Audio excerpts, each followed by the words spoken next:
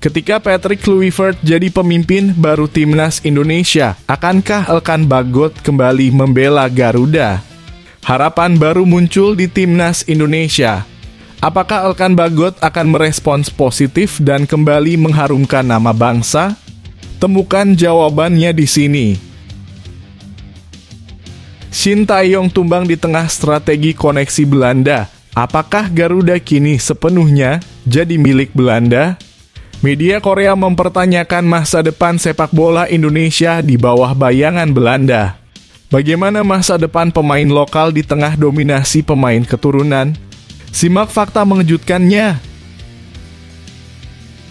Mengundang media Amerika Serikat ke Stadion Gelora Bung Karno, Maarten Paes sebut dukungan fans timnas Indonesia tak ada tandingannya.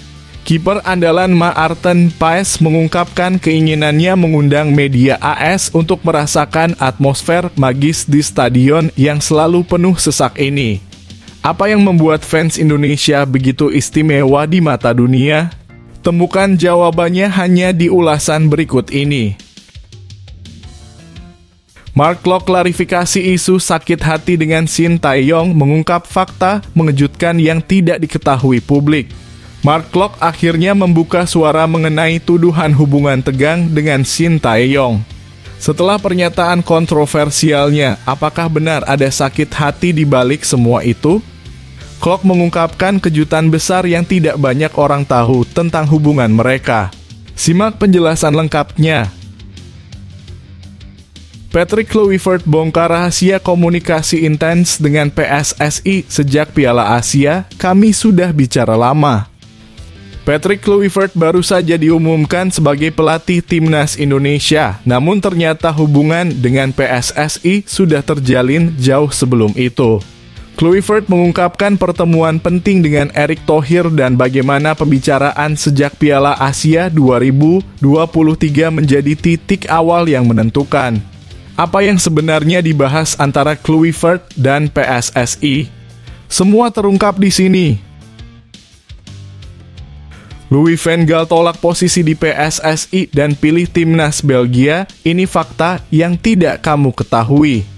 Keputusan Louis van Gaal menolak tawaran PSSI dan lebih memilih timnas Belgia mengejutkan dunia sepak bola. Apa yang terjadi di balik layar? Mengapa Belgia lebih menarik bagi Van Gaal sementara Indonesia sangat berharap pada sosok legendaris ini? Kami mengungkapkan fakta-fakta yang tidak banyak diketahui publik dan ini akan membuka pandanganmu tentang masa depan Van Gaal. Saine Patinama ajakan bersatu demi masa depan timnas Indonesia. Ini yang harus Anda ketahui tentang seruan besarnya. Sebelum masuk pembahasan, mohon subscribe channel ini agar tidak ketinggalan berita timnas Indonesia. Ketika Patrick Kluivert jadi pemimpin baru timnas Indonesia, akankah Elkan Bagot kembali membela Garuda? Harapan baru muncul di timnas Indonesia. Apakah Elkan Bagot akan merespons positif dan kembali mengharumkan nama bangsa? Temukan jawabannya di sini. Kabar baik datang untuk para pecinta timnas Indonesia. Back Ipswich Town Elkan Bagot disebut-sebut memiliki peluang besar untuk kembali memperkuat skuad Garuda setelah penunjukan Patrick Kluivert sebagai pelatih anyar timnas. Hal ini disampaikan langsung oleh Ketua Umum PSSI, Erick Thohir, yang optimis bahwa konflik lama antara Elkan dan pelatih sebelumnya, Shin Tae-yong, tidak lagi menjadi penghalang. Sebelumnya, hubungan Elkan dengan Shin Tae-yong sempat renggang. Perselisihan ini bermula ketika Elkan absen memenuhi panggilan untuk memperkuat timnas U23 Indonesia di ajang Playoff Olimpiade 2024. Ketegangan tersebut bahkan membuat Shin Tae-yong secara terbuka meminta Elkan untuk memberikan penjelasan langsung kepada publik. Dalam wawancara dengan PSSI TV pada September lalu, Shin Tae-yong secara belak-belakan mengungkapkan bahwa masalah tersebut sebaiknya dijelaskan langsung oleh Elkan. Memang ini hal yang sangat sensitif untuk dibahas. Mungkin lebih baik Elkan yang berbicara. Langsung dari dia itu lebih masuk akal, ujar Shin Tae-yong. Pelatih asal Korea Selatan itu juga menekankan pentingnya pemain timnas memiliki tanggung jawab besar kepada para supporter.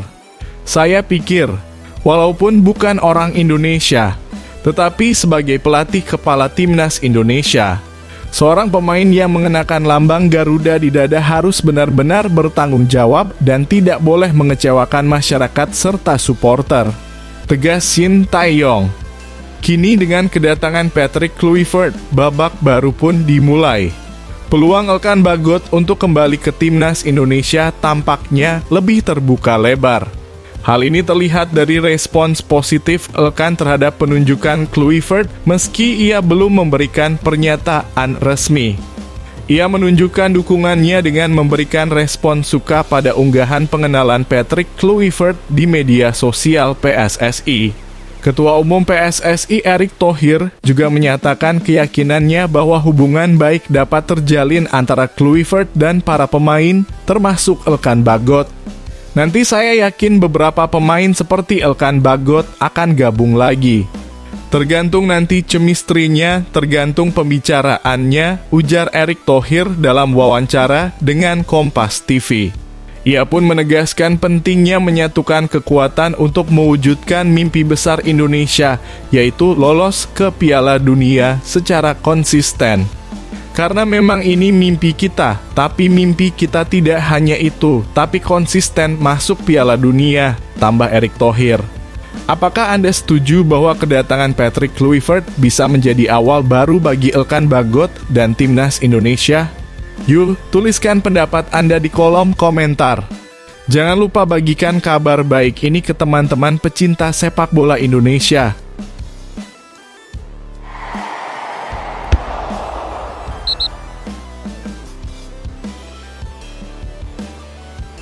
Shin Tae-yong tumbang di tengah strategi koneksi Belanda. Apakah Garuda kini sepenuhnya jadi milik Belanda? Media Korea mempertanyakan masa depan sepak bola Indonesia di bawah bayangan Belanda. Bagaimana masa depan pemain lokal di tengah dominasi pemain keturunan? Simak fakta mengejutkannya.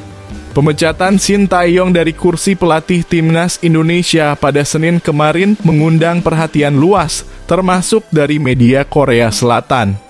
Salah satu media yang paling vokal adalah Start News Korea, yang tak hanya menyoroti keputusan mendadak PSSI, tetapi juga membahas fenomena koneksi Belanda yang dianggap terus membayangi perjalanan sepak bola Indonesia. Pada Rabu, PSSI mengumumkan Patrick Kluivert sebagai pengganti Shin Tae-yong. Pelatih asal Belanda itu dikenal pernah membela klub-klub besar seperti Ajax dan Barcelona. Penunjukan ini kembali memicu diskusi panjang soal hubungan historis dan kompleks antara Indonesia dan Belanda yang oleh media Korea dianggap turut memengaruhi sepak bola tanah air hingga saat ini. Dalam artikelnya, Start News Korea menyoroti fakta bahwa Indonesia adalah negara Asia pertama yang berpartisipasi di Piala Dunia 1938 saat masih bernama Hindia Belanda. Meskipun saat itu kalah telak 0-6 dari Hungaria, keikutsertaan tersebut menjadi tonggak sejarah penting bagi sepak bola Indonesia. Namun di balik momen bersejarah itu, hubungan kolonial antara Indonesia dan Belanda turut membentuk berbagai aspek kehidupan, termasuk sepak bola. Media tersebut mencatat bahwa kekayaan alam Indonesia seperti rempah-rempah, kopi, dan tebu pernah menjadi sumber utama pendapatan Belanda. Bahkan setelah Perang Dunia II, Belanda tetap enggan melepaskan Indonesia sebagai koloni ekonomi. Indonesia dijanjikan kemerdekaan pada 1945, tetapi baru benar-benar merdeka pada 1949 setelah Perang Kemerdekaan selama 4 tahun, tulis Start News Korea. Mereka menambahkan bahwa warisan kolonial ini tak hanya berakhir di bidang ekonomi, tetapi juga memiliki dampak jangka panjang pada sepak bola Indonesia. Saat ini pengaruh Belanda dalam sepak bola Indonesia terlihat jelas melalui pemain-pemain naturalisasi. Banyak dari mereka lahir di Belanda dan memiliki darah Indonesia, tetapi akhirnya memilih memperkuat timnas Garuda. Media Korea menyoroti fenomena ini sebagai bagian dari strategi koneksi Belanda yang dianggap menjadi tumpuan PSSI dalam meningkatkan kualitas tim. Pemain yang dinaturalisasi memiliki pengaruh besar terhadap pertumbuhan pesat sepak bola Indonesia saat ini. Banyak pemain naturalisasi Indonesia lahir di Belanda, ungkap media tersebut. Proses naturalisasi ini dianggap berjalan relatif lancar karena para pemain memang memiliki darah Indonesia. Namun kehadiran mereka kerap menjadi perdebatan, terutama soal peran dan kontribusi mereka dalam strategi pelatih. Menurut Start News Korea, pemecatan Shin Tae-yong tidak semata-mata karena hasil buruk di Piala AFF, melainkan juga terkait fokus PSSI pada strategi koneksi Belanda. Dalam laga kualifikasi Piala Dunia 2026, Shin Tae-yong disebut mengandalkan banyak pemain naturalisasi berlatar belakang Belanda. Namun, kegagalan melawan Bahrain dan Cina memunculkan kritik tajam terhadap strategi ini. Ketua Umum PSSI Erick Thohir juga sempat menyebut adanya masalah komunikasi dalam tim. Hal ini semakin memperkuat analisis bahwa fokus besar pada koneksi Belanda menjadi salah satu alasan dibalik pemecatan Shin Tae-yong. Penunjukan Patrick Kluivert pun dianggap sebagai kelanjutan dari strategi ini. Penunjukan Patrick Kluivert, pemain Belanda keturunan Suriname, sebagai pengganti Shin Tae-yong dapat dipahami dari konteks yang sama, tulis Start News Korea. Media tersebut menilai keputusan ini menegaskan pentingnya peran pemain naturalisasi dalam perjalanan timnas Indonesia menuju visi menjadi raksasa sepak bola Asia. Bagaimana menurut Anda, apakah fokus pada koneksi Belanda dapat membawa timnas Indonesia menjadi lebih kuat atau justru menghambat potensi pemain lokal? Apakah penunjukan Patrick Kluivert adalah langkah yang tepat? Mari berbagi pendapat Anda di kolom komentar.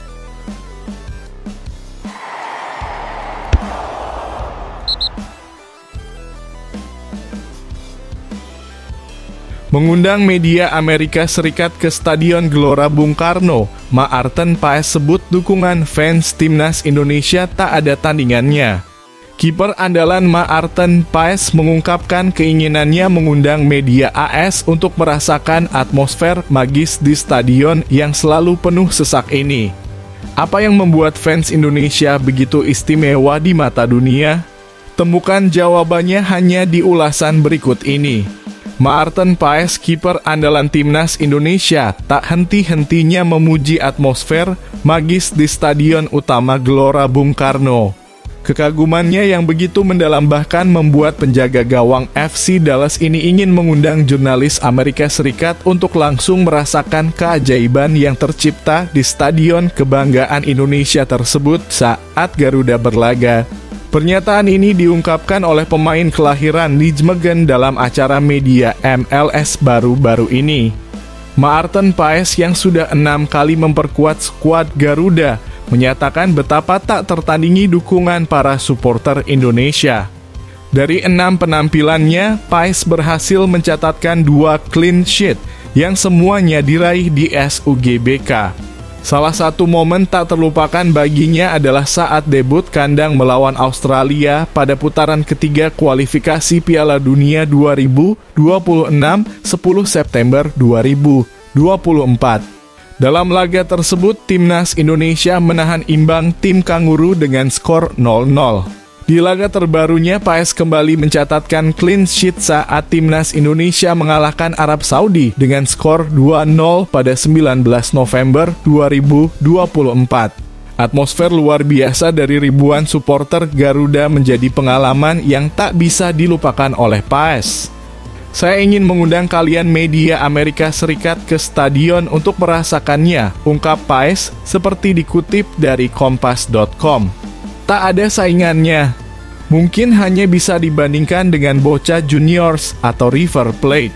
Passion dari supporter Indonesia benar-benar luar biasa. Maarten Paes juga menyoroti antusiasme luar biasa dari fans Garuda yang selalu memenuhi SUGBK hingga kapasitas maksimal 85.000 penonton. Semua laga kandang sold out. Itu luar biasa, tambahnya penuh semangat. Sebagai bentuk apresiasi terhadap dukungan tanpa henti para supporter, Paes memiliki mimpi besar. Dia ingin membawa Indonesia lolos ke putaran final Piala Dunia 2026 yang akan digelar di Amerika Serikat, Kanada, dan Meksiko. Kesetiaan dan dukungan mereka pantas mendapatkan tempat di Piala Dunia, tegas Paes. Kalian bisa lihat di Piala Dunia betapa loyal dan passionate-nya mereka. Kami punya peluang besar kali ini. Timnas Indonesia akan menghadapi 2 laga krusial pada Maret 2025, yaitu melawan Australia dan Bahrain dalam lanjutan kualifikasi Piala Dunia 2026. Hingga kini, skuad Garuda berada di peringkat ketiga grup C dengan 6 poin, menyisakan 4 pertandingan lagi. Bahkan jika finish di posisi ketiga atau keempat, kami masih punya kesempatan ke babak berikut, ujar Paes optimis. Bagaimana menurutmu, apakah Maarten Paes dan Timnas Indonesia bisa membuktikan perjuangan mereka untuk membawa nama Garuda terbang ke Piala Dunia? Yuk bagikan pendapatmu di kolom komentar.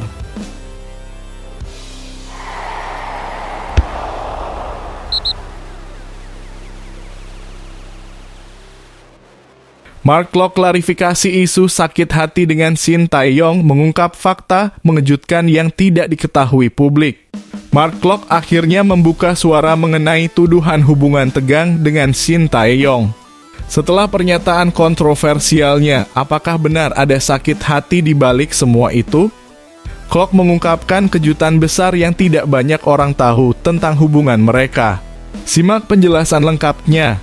Mark Klok akhirnya buka suara terkait hubungannya dengan mantan pelatih Timnas Indonesia, Shin Tae-yong. Setelah beberapa hari terakhir namanya kerap dikaitkan dengan isu kurang harmonis dengan pelatih asal Korea Selatan itu.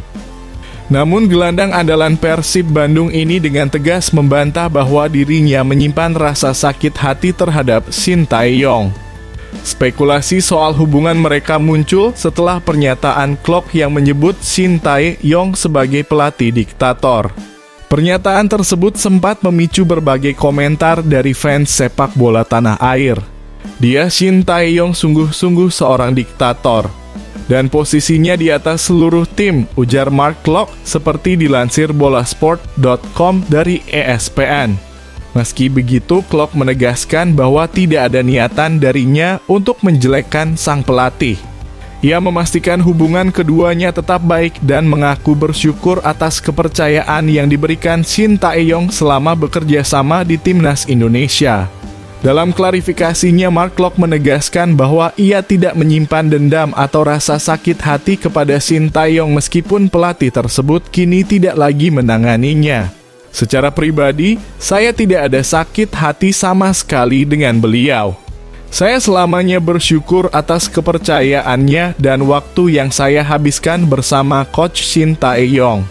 Saya berharap yang terbaik untuknya ke depannya, ucap Klok dengan tulus. Seperti diketahui, Shin Tae-yong resmi diberhentikan oleh PSSI pada 6 Januari lalu.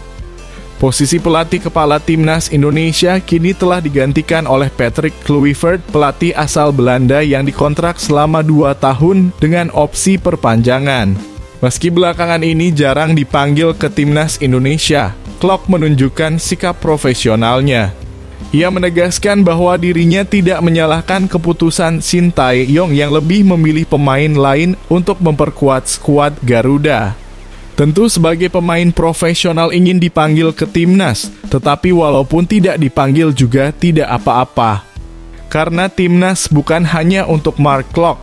Tentunya apapun yang terbaik untuk Timnas Indonesia, saya akan selalu mendukung, tuturnya penuh kebesaran hati. Apa yang kamu pikirkan tentang hubungan Mark Klok dan Shin Tae-yong? Apakah menurutmu sikap Mark Klok sudah mencerminkan seorang profesional sejati? Yuk bagikan pendapatmu di kolom komentar.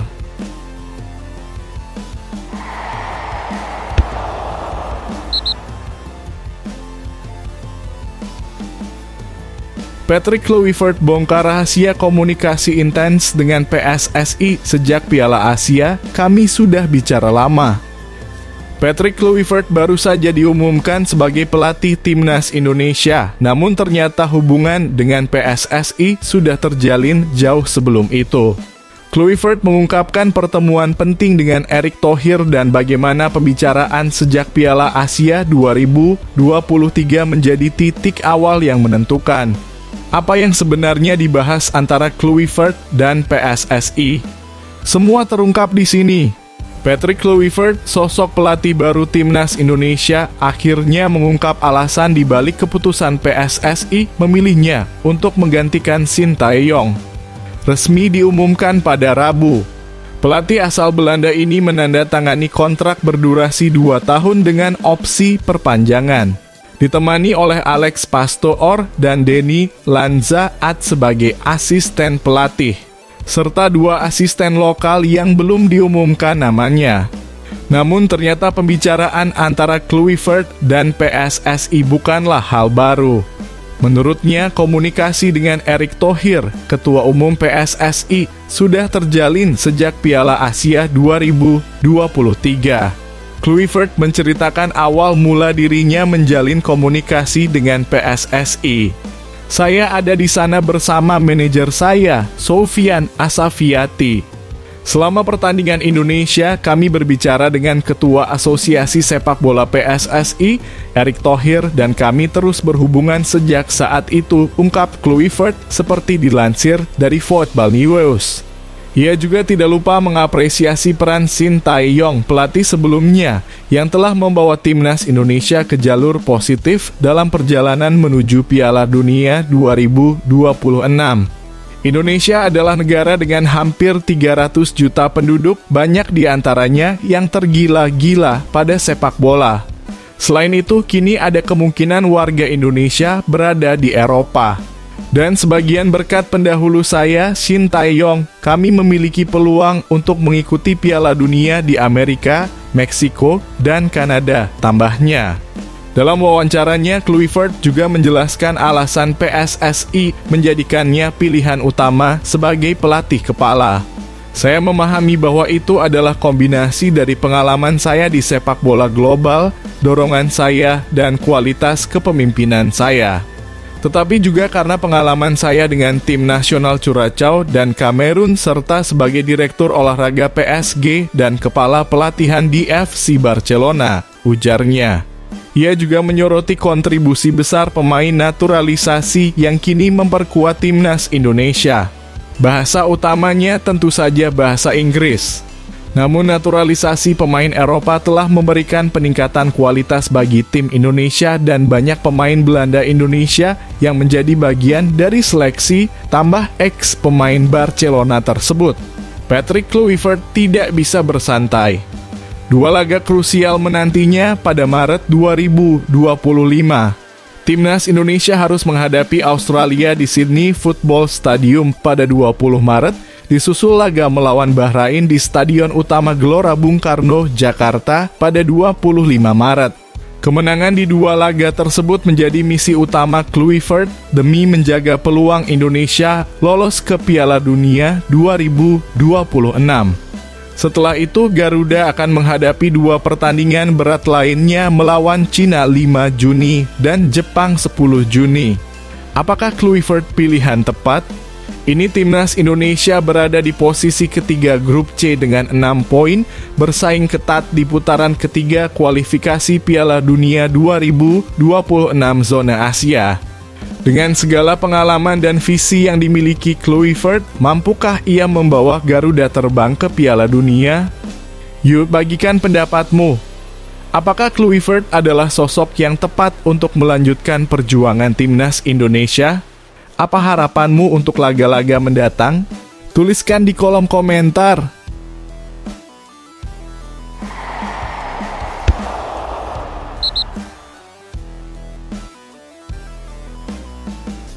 Louis van Gaal tolak posisi di PSSI dan pilih timnas Belgia. Ini fakta yang tidak kamu ketahui. Keputusan Louis van Gaal menolak tawaran PSSI dan lebih memilih timnas Belgia mengejutkan dunia sepak bola. Apa yang terjadi di balik layar? Mengapa Belgia lebih menarik bagi Van Gaal sementara Indonesia sangat berharap pada sosok legendaris ini? Kami mengungkapkan fakta-fakta yang tidak banyak diketahui publik dan ini akan membuka pandanganmu tentang masa depan Van Gaal. Rumor panas berhembus di dunia sepak bola. Nama besar Louis van Gaal yang sebelumnya santer dikaitkan dengan posisi Direktur Teknik PSSI, kini justru disebut-sebut menolak tawaran tersebut. Bahkan muncul spekulasi bahwa pelatih legendaris ini lebih memilih menangani timnas Belgia. Apakah ini benar? Mari kita bedah fakta-faktanya. 1. Van Gaal menolak PSSI, ini alasannya. Harapan para penggemar sepak bola Indonesia untuk melihat Louis van Gaal berkolaborasi dengan Patrick Kluivert tampaknya harus pupus. Dalam sebuah wawancara dengan media Belanda, ex-pelatih Bayern Munich ini mengungkap alasannya menolak posisi Direktur Teknik PSSI. Usia saya sudah 73 tahun, ujar Van Gaal mengisyaratkan bahwa perjalanan jauh antara Belanda dan Indonesia bukanlah hal yang ringan untuknya. Tak hanya itu, mantan pelatih timnas Belanda ini juga memiliki riwayat kesehatan yang cukup serius. Pada 2024, ia didiagnosis menderita kanker prostat dan hingga kini masih menjalani pemeriksaan rutin serta perawatan. Kondisi ini tentu menjadi pertimbangan utama Van Gaal untuk tidak mengambil pekerjaan yang membutuhkan mobilitas tinggi. 2. Rumor panas Van Gaal jadi pelatih timnas Belgia. Di tengah kabar penolakannya terhadap PSSI, Louis van Gaal justru dihubungkan dengan posisi pelatih timnas Belgia.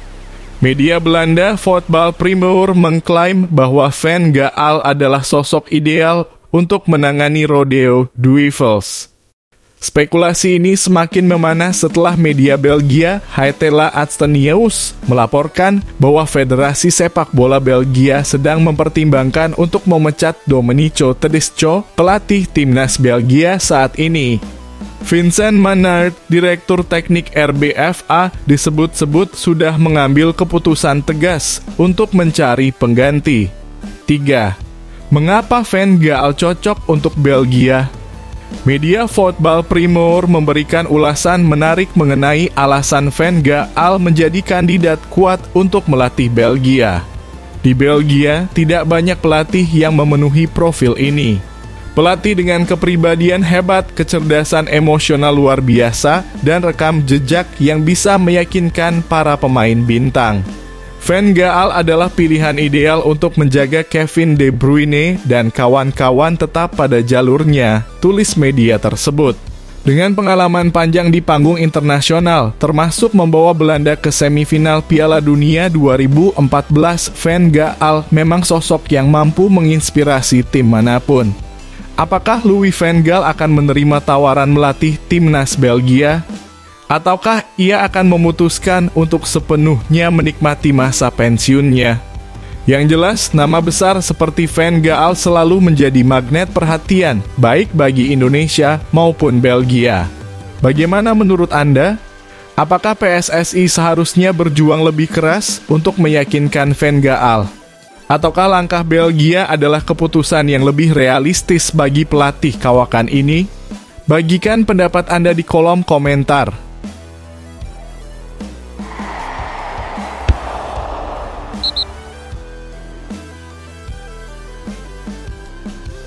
Dapat penghargaan dari ex-pelatih Man United, Tim Guypens tak sabar bela timnas U20 Indonesia.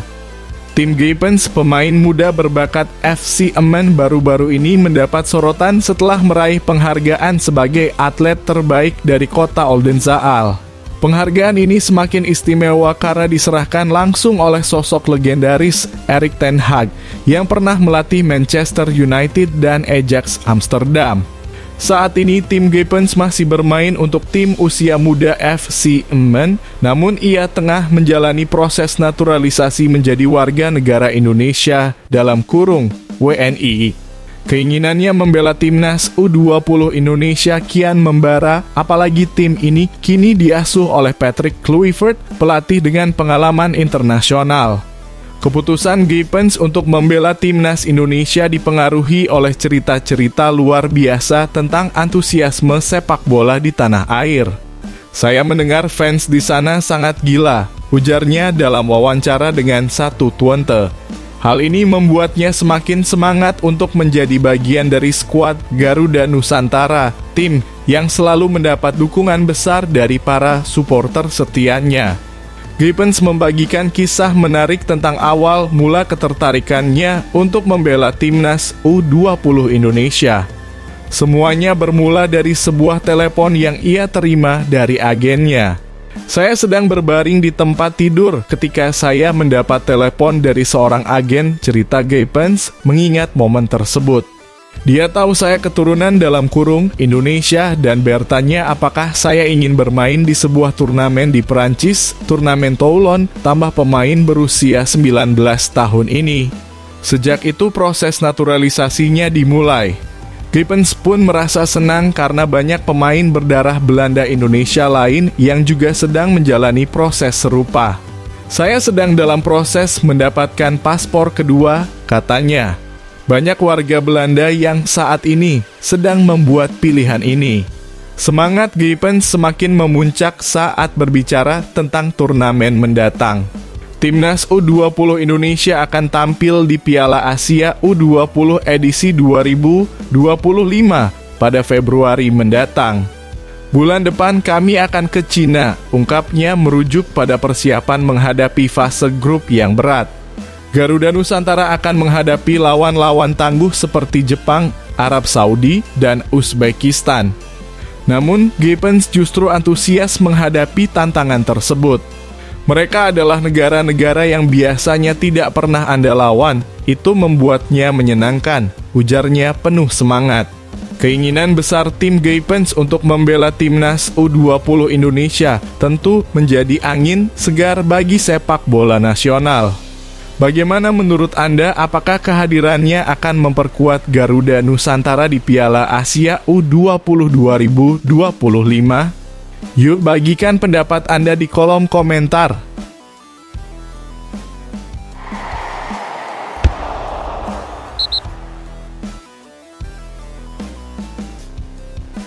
Saina Patinama ajakan bersatu demi masa depan timnas Indonesia. Ini yang harus Anda ketahui tentang seruan besarnya.